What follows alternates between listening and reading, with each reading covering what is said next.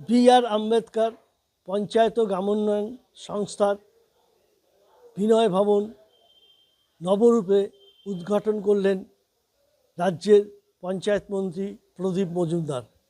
কল্যাণীতে গ্রামোন্নয়ন ও পঞ্চায়েতের বিনয় ভবন ও গান্ধী ভবন রয়েছে, যেখানে নদিয়া জেলা তো বটেই, অন্যান্য জেলার পঞ্চায়েতের সমিতির থেকে শুরু করে কর্মী এবং আধিকারিকরা প্রশিক্ষণ নিয়ে থাকেন।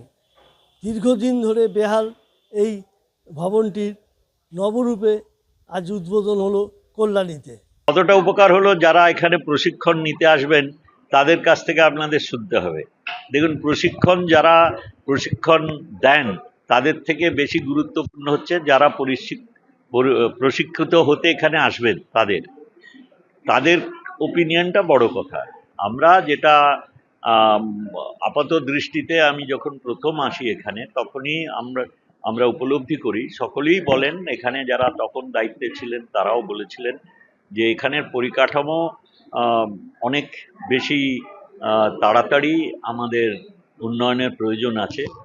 রক্ষণাবেক্ষণ সেইভাবে বা যতটা দ্রুততার সঙ্গে ভালোভাবে হওয়া উচিত ছিল সেগুলো হয়নি। বয়সের কালে এগুলো অনেক জায়গায় ভেঙে যাচ্ছিল, অনেক নতুন প্রযুক্তিগত যেসব প্রয়োজনীয়তা ছিল সেগুলো যথাযথ ছিল না।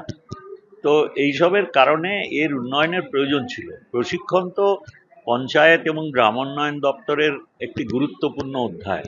তার কারণ হচ্ছে আমরা যখন নতুন করে পঞ্চায়েতে নির্বাচন করে নতুন নতুন মানুষদের আমরা স্বায়ত্ত শাসনের উপর নির্ভরশীল এই পঞ্চায়েতের রাজে তাদের অন্তর্ভুক্ত করার চেষ্টা করি। যেটা জানেন আপনারা যে এই রাজ্যে মাননীয় মুখ্যমন্ত্রী 50% বেশি আসন সুরক্ষিত রাখেন আমাদের মা বোনেদের জন্য।